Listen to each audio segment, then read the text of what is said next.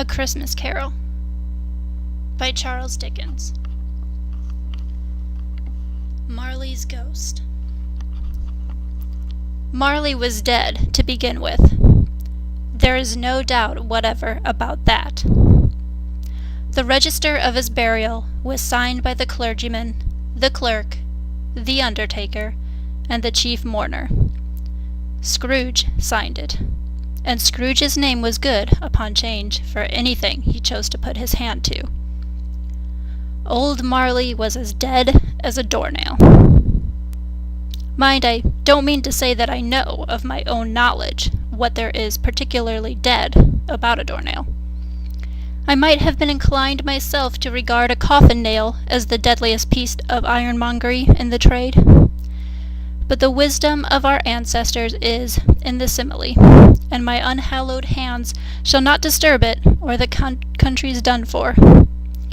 You will therefore permit me to repeat emphatically that Marley was as dead as a doornail.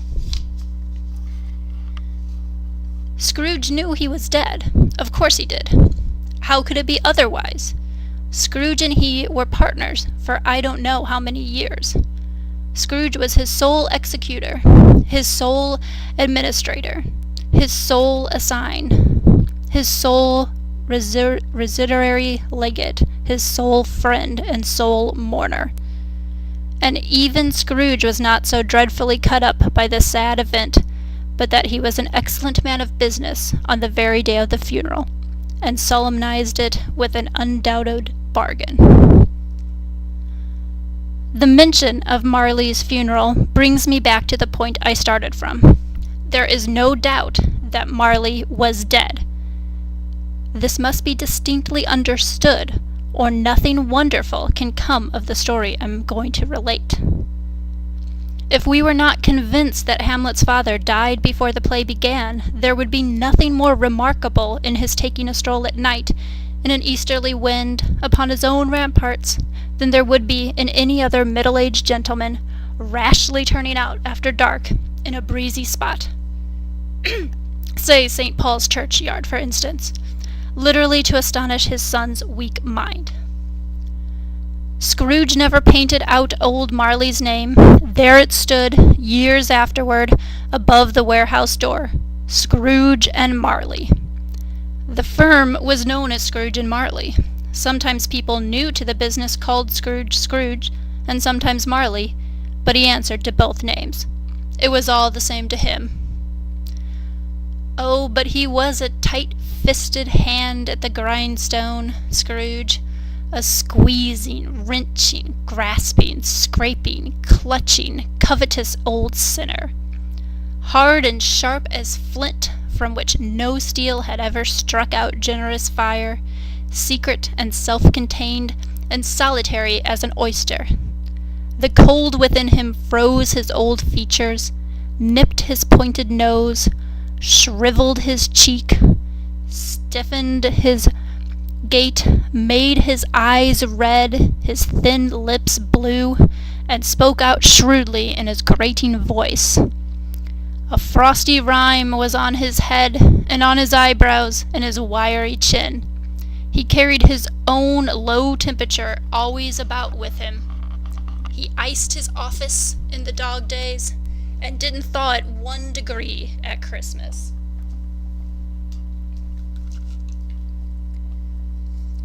External heat and cold had little influence on Scrooge. No warmth could warm, no wintry chill him. No wind that blew was bitterer than he. No falling snow was more intent upon its purpose. No pelting rain less open to entry. Foul weather didn't know where to have him. The heaviest rain and snow and hail and sleet could boast of the advantage over him in only one respect. They often came down handsomely, and Scrooge never did. Nobody ever stopped him in the street to say with gladsome looks, "My dear Scrooge, how are you? When will you come to see me?" No beggars implored him how to bestow a trifle. No children asked him what it was o'clock. No man or woman ever once in all his life inquired the way to such and such a place of Scrooge. Even the blind men's dogs appeared to know him, and when they saw him coming on, would tug their owners into doorways and up courts, and then would wag their tails as though they said, "No eye at all is better than an evil eye, dark master." But what did Scrooge care? It was the very thing he liked. To edge his way along the crowded paths of life, warning all human sympathy to keep its distance, was what the knowing ones call nuts to Scrooge. Once upon a time, of all the good days in the year, on Christmas Eve, old Scrooge sat busy in his counting house. It was cold, bleak, biting weather, foggy withal, and he could hear the people in the court outside go wheezing up and down, beating their hands upon their breasts and stamping their feet upon the pavement stones to warm them. The city clocks had only just gone 3, but it was quite dark already. It had not been light all day, and candles were flaring in the windows of the neighboring offices, like ruddy smears upon the palpable brown air. The fog came pouring in at every chink and keyhole, and was so dense without that although the court was of the narrowest, the houses opposite were mere phantoms. To see the dingy cloud come drooping down, obscuring everything, one might have thought that nature lived hard by, and was brewing on a large scale. The door of Scrooge's counting-house was open, that he might keep his eye upon his clerk, who, in a dismal little cell beyond, a sort of tank, was copying letters. Scrooge had a very small fire, but the clerk's fire was so very much smaller that it looked like one coal. But he couldn't replenish it, for Scrooge kept the coal box in his own room, and so surely as the clerk came in with the shovel, the master predicted that it would be necessary for them to part. Wherefore the clerk put on his white comforter, and tried to warm himself at the candle, in which effort, not being a man of a strong imagination, he failed. "A Merry Christmas, Uncle! God save you!" cried a cheerful voice. It was the voice of Scrooge's nephew, who came upon him so quickly that this was the first intimation he had of his approach. "Bah!" said Scrooge. "Humbug!" He had so heated himself with rapid walking in the fog and frost, this nephew of Scrooge's, that he was all in a glow. His face was ruddy and handsome, his eyes sparkled, and his breath smoked again. "Christmas a humbug, Uncle!" said Scrooge's nephew. "You don't mean that, I am sure." "I do," said Scrooge. "Merry Christmas! What right have you to be merry? What reason have you to be merry? You're poor enough." "Come then," returned the nephew gaily, "what right have you to be dismal? What reason have you to be morose? You're rich enough." Scrooge, having no better answer ready on the spur of the moment, said, "Bah!" again, and followed it up with "Humbug!" "Don't be cross, Uncle," said the nephew. "What else can I be?" returned the uncle, "when I live in such a world of fools as this? Merry Christmas! Out upon Merry Christmas! What's Christmas time to you but a time for paying bills without money, a time for finding yourself a year older and not an hour richer, a time for balancing your books and having every item in 'em through a round dozen of months presented dead against you? If I could work my will," said Scrooge indignantly, "every idiot who goes about with Merry Christmas on his lips should be boiled with his own pudding, and buried with a stake of holly through his heart. He should." "Uncle," pleaded the nephew. "Nephew," replied the uncle sternly, "keep Christmas in your own way, and let me keep it in mine." "Keep it?" repeated Scrooge's nephew. "But you don't keep it." "Let me leave it alone, then," said Scrooge. "Much good may it do you, much good it has ever done you." "There are many things from which I might have derived good by which I have not profited, I dare say," returned the nephew. "Christmas among the rest.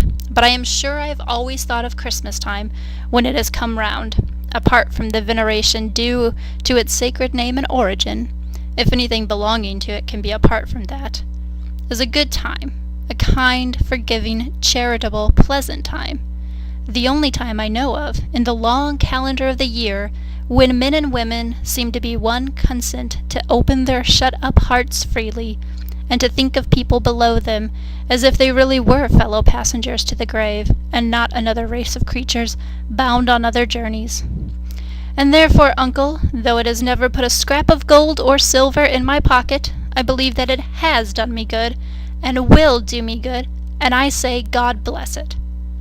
The clerk in the take involuntarily applauded, becoming immediately sensible of the impropriety. He poked the fire and extinguished the last frail spark forever.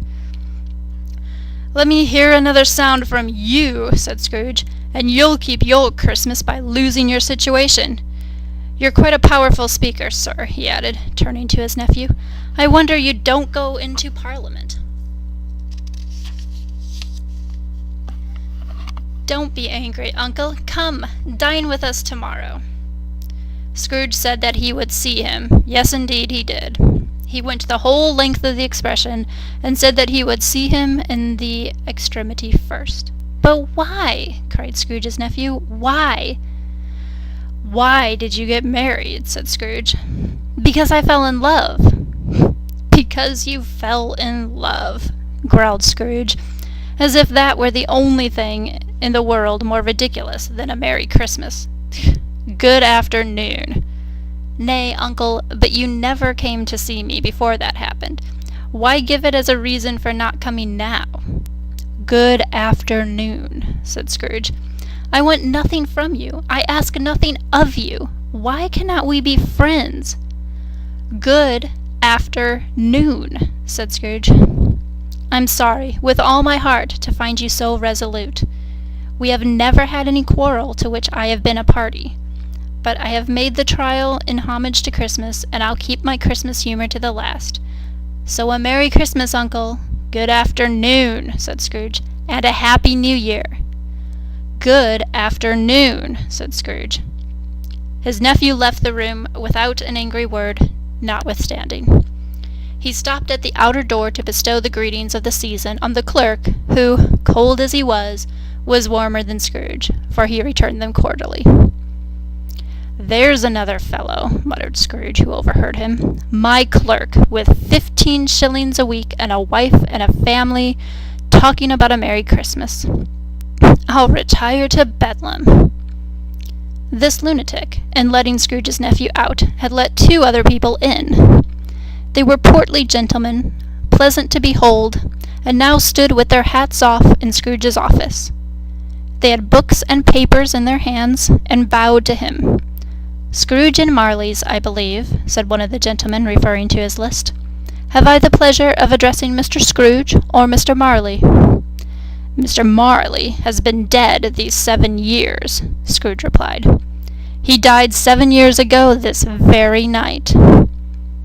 "We have no doubt his liberality is well represented by his surviving partner," said the gentleman, presenting his credentials. It certainly was, for they had been 2 kindred spirits. At the ominous word liberality, Scrooge frowned, and shook his head, and handed the credentials back. "At this festive season of the year, Mr. Scrooge," said the gentleman, taking up a pen, "it is more than usually desirable that we should make some slight provision for the poor and destitute, who suffer greatly at the present time. Many thousands are in want of common necessaries. Hundreds of thousands are in want of common comforts, sir." "Are there no prisons?" asked Scrooge. "Plenty of prisons," said the gentleman, laying down the pen again. "And the Union workhouses?" demanded Scrooge. "Are they still in operation?" "They are, still," returned the gentleman. "I wish I could say they were not. The treadmill and the poor law are in full vigor, then?" "Both very busy, sir." "Oh, I was afraid from what you said at first that something had occurred to stop them in their useful course," said Scrooge. "I'm very glad to hear it." "Under the impression that they "Scarcely furnish Christian cheer of mind or body to the multitude," returned the gentleman. "A few of us are endeavoring to raise a fund to buy the poor some meat and drink and means of warmth. We choose this time because it is a time of all others when want is keenly felt, and the abundance rejoices." "What shall I put you down for?" "Nothing," Scrooge replied. "You wish to remain anonymous?" "I wish to be left alone," said Scrooge. "Since you ask me what I wish, gentlemen, that is my answer. I don't make merry myself at Christmas, and I can't afford to make idle people merry. I help to support the establishments I have mentioned. They cost enough. And those who are badly off must go there." "Many can't go there, and many would rather die." "If they would rather die," said Scrooge, "they had better do it, and decrease the surplus population. Besides, excuse me, I don't know that." "But you might know it," observed the gentleman. "It's not my business," Scrooge returned. "It's enough for a man to understand his own business, and not to interfere with other people's. Mine occupies me constantly. Good afternoon, gentlemen." Seeing clearly that it would be useless to pursue their point, the gentleman withdrew. Scrooge resumed his labors with an improved opinion of himself, and in a more facetious temper than was usual. Meanwhile the fog and the darkness thickened so that people ran about with flaring links, proffering their services to go before horses in carriages and conduct them on their way.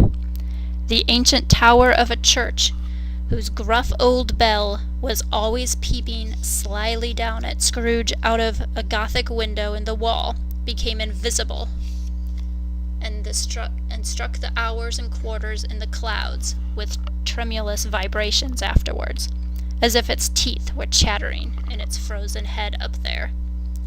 The cold became intense. In the main street, at the corner of the court, some laborers were repairing the gas pipes, and had lighted a great fire in a brazier, round which a party of ragged men and boys were gathered, warming their hands and winking their eyes before the blaze in rapture. The water plug being left in solitude, its overflowing suddenly congealed and turned to misanthrope ice.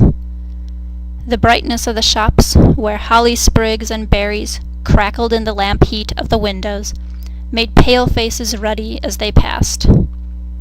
Poulterers' and grocers' trades became a splendid joke, a glorious pageant, with which it was next to impossible to believe that such dull principles as bargain and sale had anything to do. The Lord Mayor, in the stronghold of the mighty mansion house, gave orders to his 50 cooks and butlers to keep Christmas as a Lord Mayor's household should, and even the little tailor, whom he had fined 5 shillings on the previous Monday for being drunk and bloodthirsty in the streets, stirred up tomorrow's pudding in his garret, while his lean wife and baby sallied out to buy the beef. Foggier yet and colder, piercing, searching, biting cold. If the good St. Dunstan had but nipped the evil spirit's nose with a touch of such weather as that, instead of using his familiar weapons, then indeed he would have roared to lusty purpose. The owner of one scant young nose, gnawed and mumbled by the hungry cold, as bones are gnawed by dogs, stooped down at Scrooge's keyhole to regale him with a Christmas carol. But at the first sound of "God rest ye merry gentlemen, may nothing you dismay," Scrooge seized the ruler with such energy of action that the singer fled in terror, leaving the keyhole to the fog, and even more congenial frost. At length the hour of shutting up the counting-house arrived.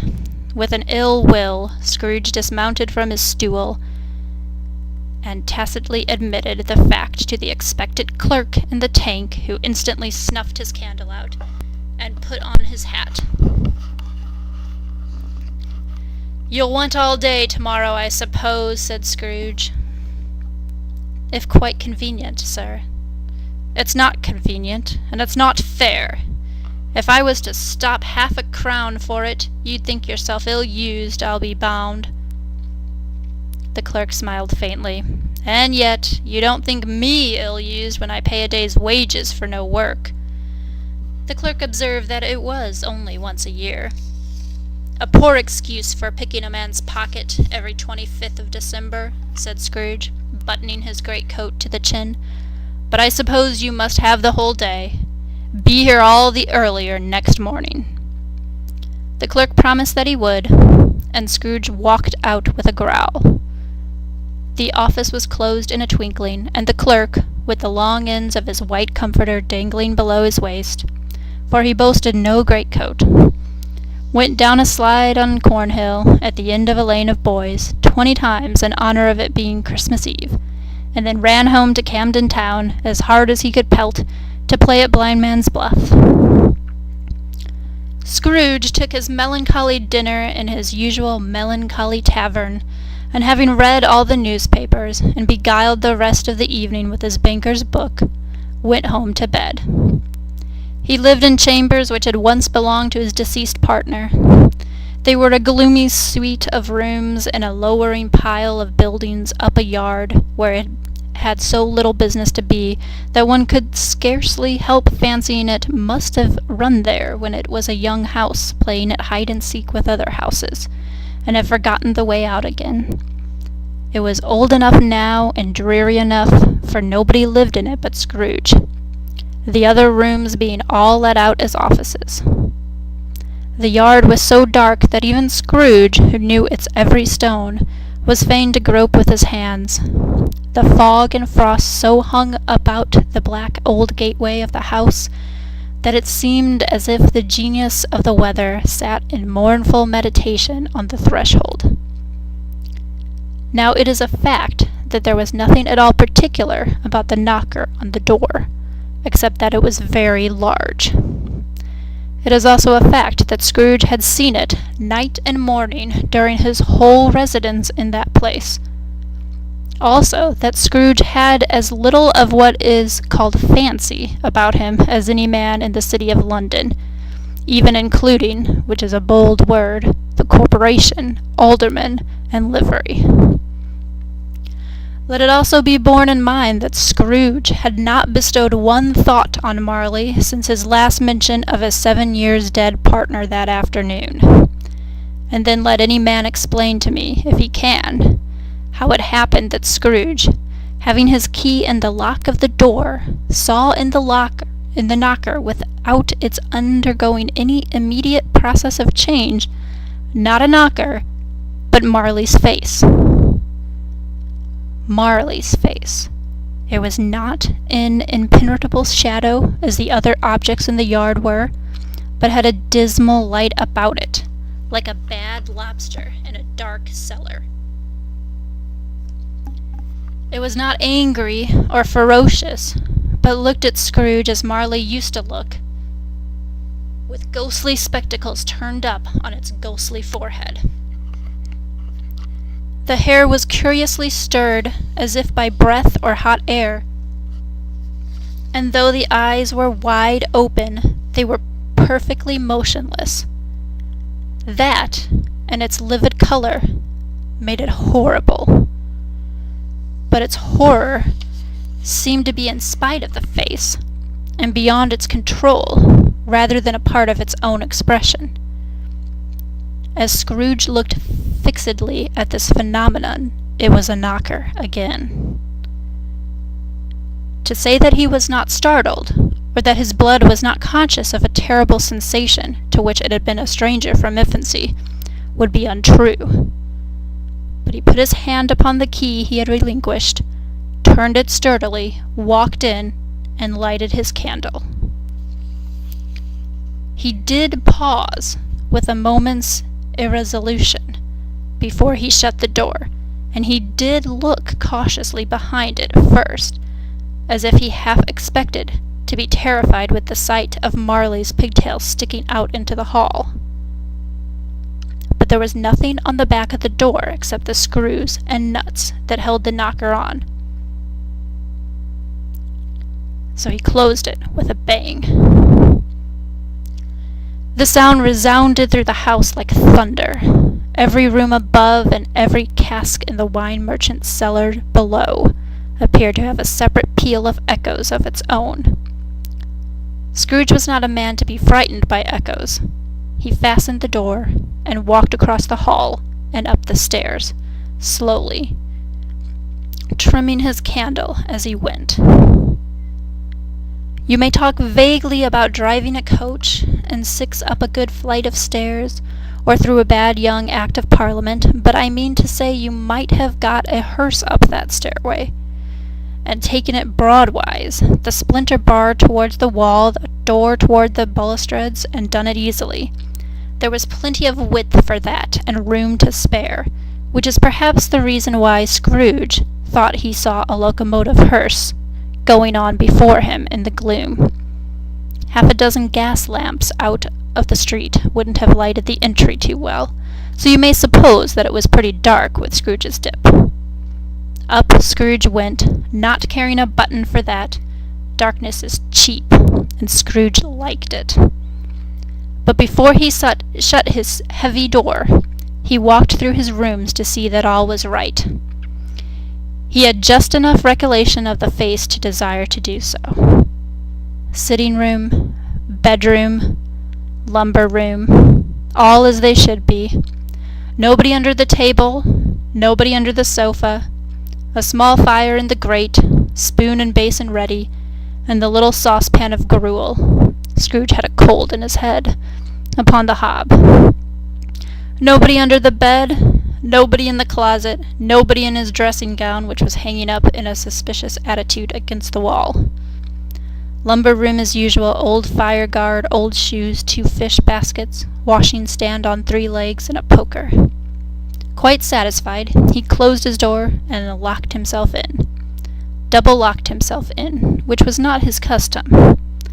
Thus secured against surprise, he took off his cravat, put on his dressing gown and slippers and his nightcap, and sat down before the fire to take his gruel. It was a very low fire indeed, nothing on such a bitter night. He was obliged to sit close to it and brood over it before he could extract the least sensation of warmth from such a handful of fuel. The fireplace was an old one, built by some Dutch merchant long ago, and paved all around with quaint Dutch tiles, designed to illustrate the Scriptures. There were Cain and Abel's, Pharaoh's daughters, queens of Sheba, angelic messengers descending through the air on clouds like feather-beds, Abraham's, Belshazzar's, apostles putting off to sea in butter boats, hundreds of figures to attract his thoughts, and yet that face of Marley, 7 years dead, came like the ancient prophet's rod, and swallowed up the whole. If each smooth tile had been a blank at first, with power to shape some picture on its surface from this disjointed fragments of his thoughts, there would have been a copy of old Marley's head on every one. "Humbug," said Scrooge, and walked across the room. After several turns, he sat down again.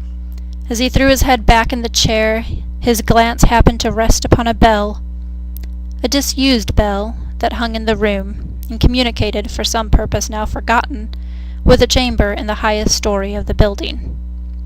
It was with great astonishment, and with a strange, inexplicable dread, that, as he looked, he saw this bell began to swing. It swung so softly in the outset that it scarcely made a sound, but soon it rang out loudly, and so did every bell in the house. This might have lasted half a minute, or a minute, but it seemed an hour. The bells ceased as they had begun together. They were succeeded by a clinking noise, deep down below, as if some person were dragging a heavy chain across the casks in the wine merchant's cellar.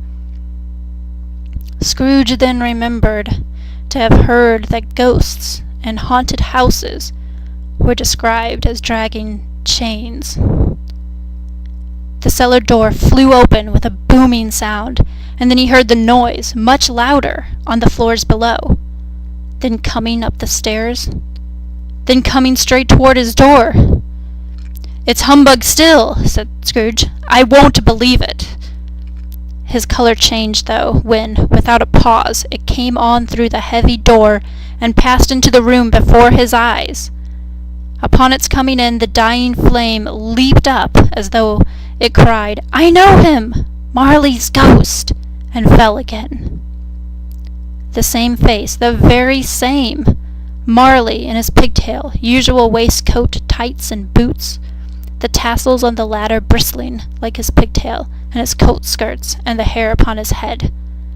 The chain he drew was clasped around his middle. It was long, and wound about him like a tail, and it was made, for Scrooge observed it closely, of cash boxes, keys, padlocks, ledgers, deeds, and heavy purses wrought in steel. His body was transparent, so that Scrooge, observing him, and looking through his waistcoat, could see the 2 buttons on his coat behind. Scrooge had often heard it said that Marley had no bowels, but he had never believed it until now. No, nor did he believe it even now, though he looked the phantom through and through, and saw it standing before him, though he felt the chilling influence of its death-cold eyes, and marked the very texture of the folded kerchief bound about its head and chin, which wrapper he had not observed before. He was still incredulous, and fought against his senses. "How now?" said Scrooge, caustic and cold as ever. "What do you want with me?" "Much," Marley's voice. "No doubt about it." "Who are you?" "Ask me who I was." "Who were you, then?" said Scrooge, raising his voice. "You're particular for a shade." He was going to say to a shade, but substituted this as more appropriate. "In life, I was your partner, Jacob Marley." Can you sit down?" asked Scrooge, looking doubtfully at him. "I can." "Do it, then." Scrooge asked the question because he didn't know whether a ghost so transparent might find himself in a condition to take a chair, and felt that the event of it being impossible, it might involve the necessity of an embarrassing explanation. But the ghost sat down on the opposite side of the fireplace, as if he were quite used to it. "You don't believe in me," observed the ghost. "I don't," said Scrooge. "What evidence would you have of my reality beyond that of your own senses?" "I don't know," said Scrooge. "Why do you doubt your senses?" "Because," said Scrooge, "a little thing affects them. A slight disorder of the stomach makes them cheats. You may be an undigested bit of beef, a blot of mustard, a crumb of cheese, a fragment of an underdone potato. There's more gravy than of grave about you, whatever you are." Scrooge was not much in the habit of cracking jokes, nor did he feel in his heart by any means waggish then. The truth is that he tried to be smart, as a means of distracting his own attention, and keeping down his terror, for the spectre's voice disturbed the very marrow in his bones. To sit staring at those fixed glazed eyes in silence for a moment would play, Scrooge felt, the very deuce with him. There was something very awful, too, in the spectre's being provided with an infernal atmosphere of his own. Scrooge could not feel it himself, but this was clearly the case, for though the ghost sat perfectly motionless, his hair and skirts and tassels were still agitated, as by the hot vapor from an oven. "You see this toothpick?" said Scrooge, returning quickly to the charge, for the very reason just assigned, and wishing, though it were only for a second, to divert the vision's stony gaze from himself. "I do," replied the ghost. "You are not looking at it," said Scrooge. "But I see it," said the ghost, notwithstanding. "Well," returned Scrooge, "I have but to swallow this, and be for the rest of my days persecuted by a legion of goblins, all of my own creating. Humbug, I tell you, humbug." At this the spirit raised a frightful cry, and shook his chain with such a dismal and appalling noise that Scrooge held on tight to his chair to save himself from falling in a swoon. But how much greater was his horror when the phantom, taking off the bandage round his head, as if it were too warm to wear indoors, his lower jaw dropped down upon his breast. Scrooge fell upon his knees and clasped his hands before his face. "Mercy," he said. "Dreadful apparition, why do you trouble me?" "Man of the worldly mind," replied the ghost, "do you believe in me or not?" "I do," said Scrooge. "I must. But why do spirits walk the earth, and why do they come to me?" "It is required of every man," the ghost returned, "that the spirit within him should walk abroad among his fellow men, and travel far and wide, and if that spirit goes not forth in life, it is condemned to do so after death. It is doomed to wander the world, oh woe is me, and witness what it cannot share, but might have shared on earth, and turn to happiness."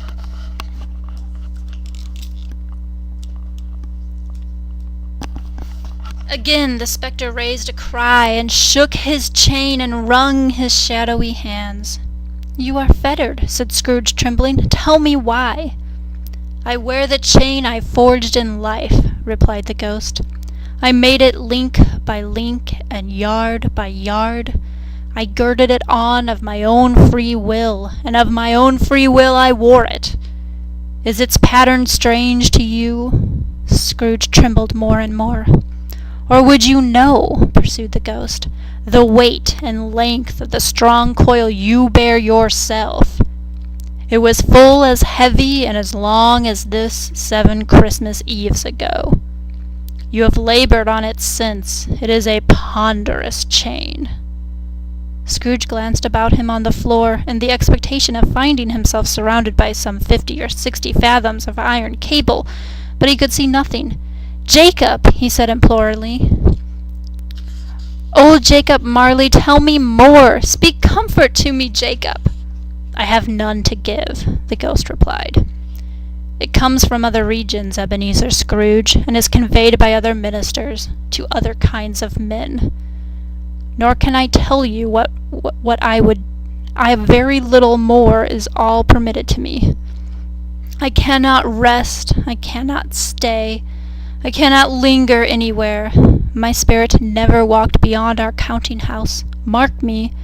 In life my spirit never roved beyond the narrow limits of our money-changing hole, and weary journeys lie before me." It was a habit with Scrooge, whenever he became thoughtful, to put his hands in his breeches pockets.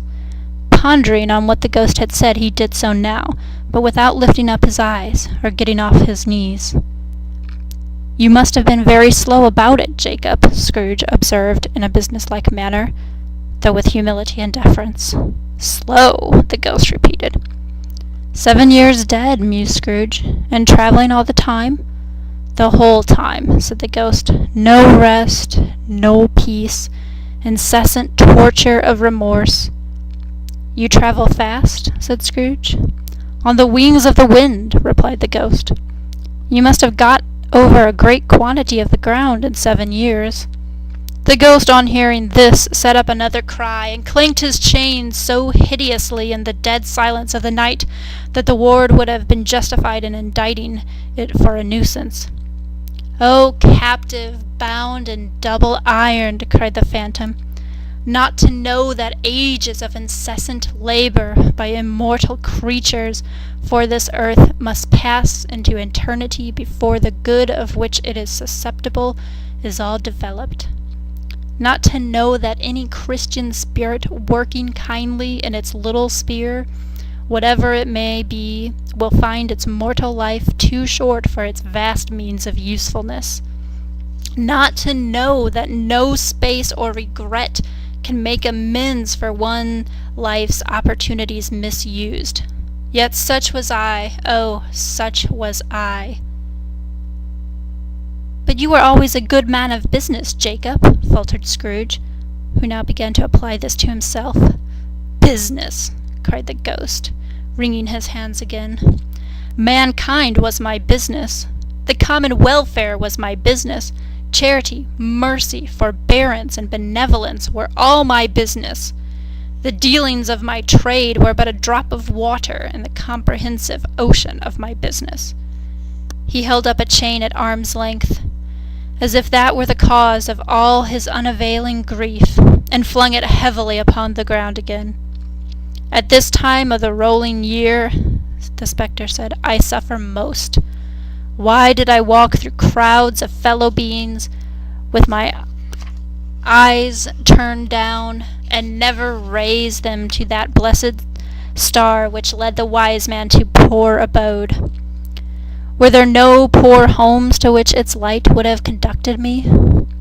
Scrooge was very much dismayed to hear the spectre going on at this rate, and began to quake exceedingly. "Hear me!" cried the ghost. "My time is nearly gone." "I will," said Scrooge, "but don't be hard upon me. Don't be flowery, Jacob, pray. How it is that I appear before you in a shape that you can see I may not tell. I have sat invisible beside you many and many a day." It was not an agreeable idea.